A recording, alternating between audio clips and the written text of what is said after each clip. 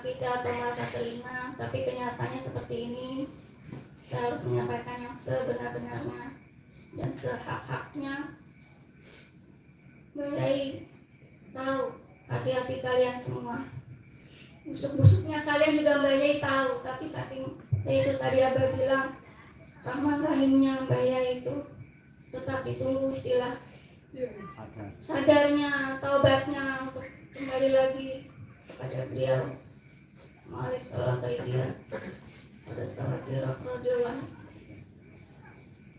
Sekian, terima kasih. Semoga manfaat bagi kita semua, termasuk khususnya saya sendiri.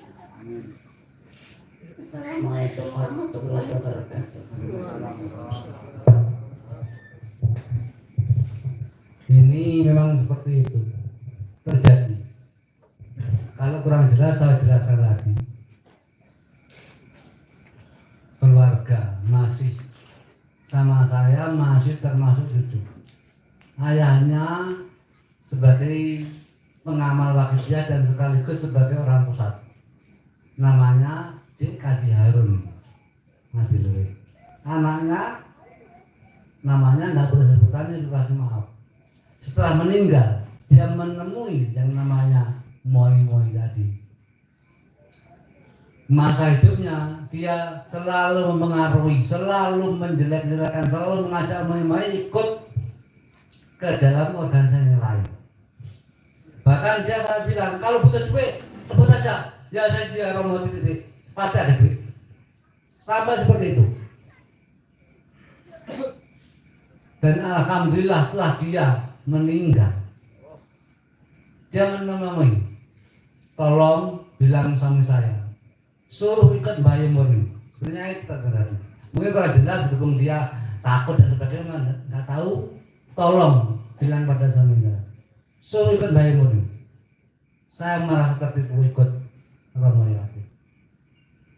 Ini hak harus saya sampaikan.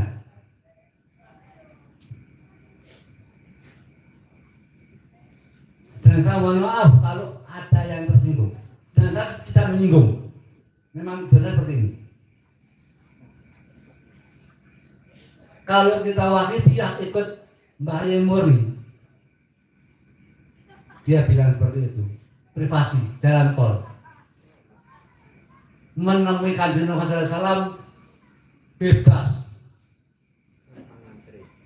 tanpa antri, dari manapun. Tapi konsekuensinya kita pengamal, kalau dia ikut Mbak Yai Murni, Allah pun menolak. Pada itu sholawat, Rasul menolak. Karena apa? Saking sayangnya Rasulullah kepada Mbak Yai, saking dianggap istimewanya. Karena beliau Nabi Rasul yang paling istimewa menurut Rasulullah SAW.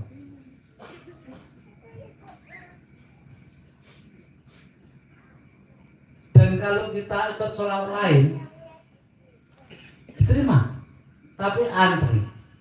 Bahkan yang mati 100 tahun yang lalu sampai sekarang pun ada yang belum ketemu Rasulullah karena antri. Begitulah keistimewaan dia. Saudara-saudara pengamal yang saya cintai.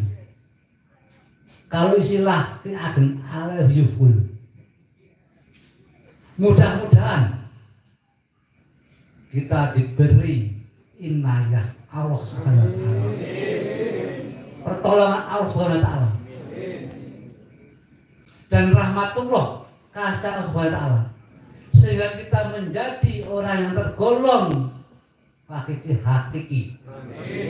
Tidak hanya di dunia fana ini. Mudah-mudahan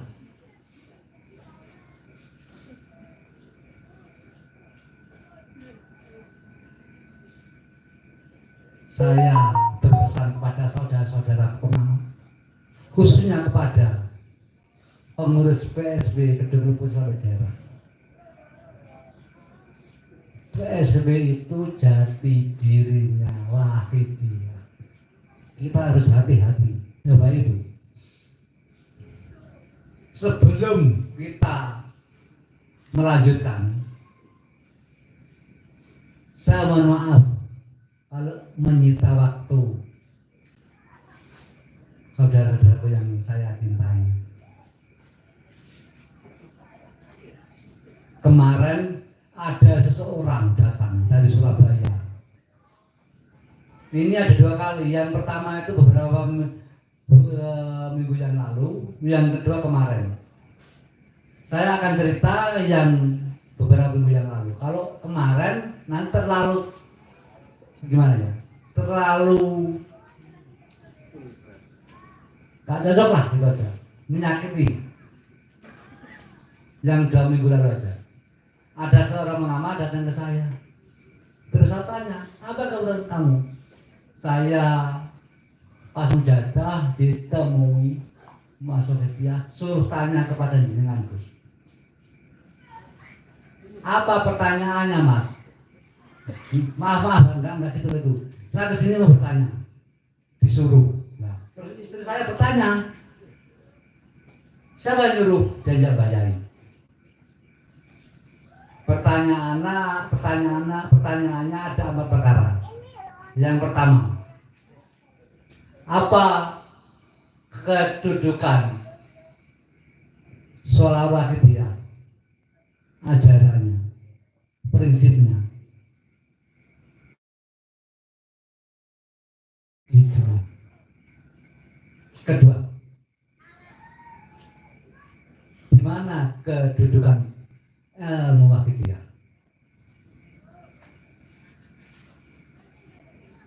Tapi dia bahasa Jawa, terpundi linggue ilmu Wahidiyah. Dan yang ketiga, di mana kedudukan kehidupan? Nek endi linggue urip? Yang keempat, di mana kedudukan kiblat bagi seorang pengawal Wahidiyah? Nek endi linggue kiblat di ranah perjuangan Wahidiyah? Nah, kemudian istri saya tanya, siapa yang nyuruh bayarin? Terus tadi sudah saya sangka kok yang nyuruh bayarin. Lalu kata kok hanya untuk mencoba kebenarannya. Saya jawab, kedudukan Wahidiyah di mata dunia adalah sebagai tata cara menjadi golongan orang yang bertauhid kepada Allah Subhanahu wa taala. Itu kedudukan Wahidiyah. Jadi Sholat Wahidiyah dan ajarannya, perjuangan Allah adalah suatu cara untuk menjadi golongan orang yang bertauhid kepada Allah Subhanahu wa taala. Itulah Wahidiyah. Sesuai dengan namanya, sholawat berasal dari kata soli, artinya doa. Kemudian dijamakkan menjadi sholawat, beberapa doa. Dan Wahidiyah berasal dari bahasa Arab wahid, yang artinya satu. Kemudian ditambah ya tak marbutoh jadi Wahidiyah, yang artinya golongan orang yang mengesahkan Allah Subhanahu wa taala. Kalau digabung soal Wahidiyah artinya beberapa doa dari golongan orang yang mentauhidkan Allah Subhanahu wa taala. Itu artinya. Jadi kedudukan Wahidiyah di dunia adalah suatu cara untuk menjadi golongan orang yang bertauhid kepada Allah Subhanahu wa taala. Itu kedudukan Wahidiyah. Dan duduk linggue Wahidiyah tumpun di Bos. Benar disembahya benar. Saya mau disembahya ke sini bertanya kepada jenengan Bos. Jangan bayar langsung. Terus saya jawab, duduk ilmu adalah nenggone ajar Wahidiyah. Lillah billah rasul birasul lillah billah. Yuk dikuladako dan seterusnya. Duduknya ilmu Wahidiyah yaitu Islam dan iman. Islam syariat yaitu yuk dan seterusnya. Keiman hakikat atau batin yaitu lillah billah hingga lillah bil ghos. Itu duduknya ilmu Wahidiyah di dalam dunia ini sebagai cara untuk mengabdikan kepada Allah Subhanahu wa taala. Kemudian dia tanya lagi, linggue urip ten pundi Gus? linggih urip di dalam wakitia. Maksud mana bos? Linggih urip adalah ma'rifat billah. Tahu diri, jati diri kita sebagai wakitia. Bagaimana? Harus bertindak. Bagaimana kewajiban kita sebagai manusia yang beriman? Bagaimana kewajiban kita sebagai hamba Allah? Bagaimana kewajiban kita terhadap manusia lain? Bagaimana kewajiban kita sebagai pejuang Rasulullah SAW sesuai dengan yang dikendaki bayai? Setiap pengamal harus berjuang, seperjuangan di dunia. Itulah jati diri kita sebagai wakitia. Itulah linggue urip bagi pengamal soal wakitia dan ajarannya. Sing sekawan menapun Gus. Kiblat wakitia, kiblat ora kemudi. Kiblat ora wakitia itu mbayai. Kita mau mbayai otomatis sudah makmur Rasulullah. Makmur Rasulullah sudah berarti inilah. Zauk itu ada 3. Yang paling ketiga zauk akadiyah. Kita manusia tidak mungkin mampu kecuali para rasul dan nabi yang dipilih sebagai petunjuk jalan kebenaran. Walhadi ila siratikal mustaqim. Itu tidak mampu. Kemudian di bawahnya lagi zauk rasulillah. Kita pun tidak mampu melakukan itu. Yang mampu hanya orang-orang terpilih yang setiap satu zaman dipilih satu orang, yaitu Sultan Ali atau Qutbul Aqtab.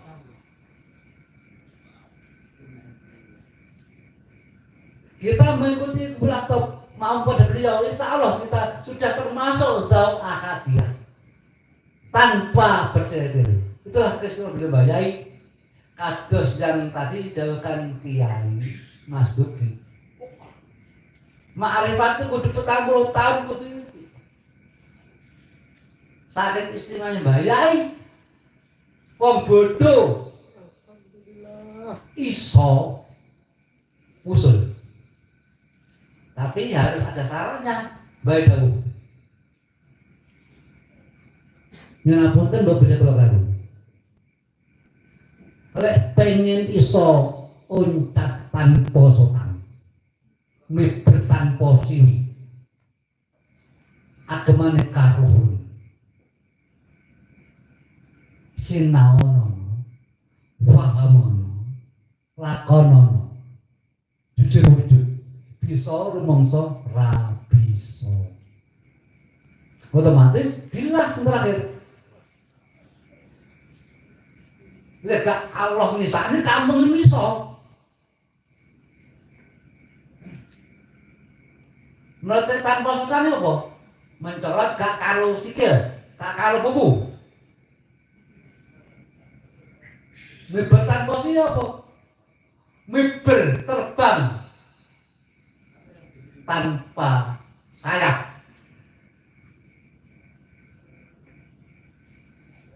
Iso asalkan agamanya karbon. Apa itu? Kalau kita bilang nama kita itu salah kita ajarannya. Sinawono, pahamono, lakonono, jujur wujud. Ojo ditambahi, ojo dikurangi. Insya Allah bisa masalah bisa. Terakhir bisa. Kabeh Gusti Allah.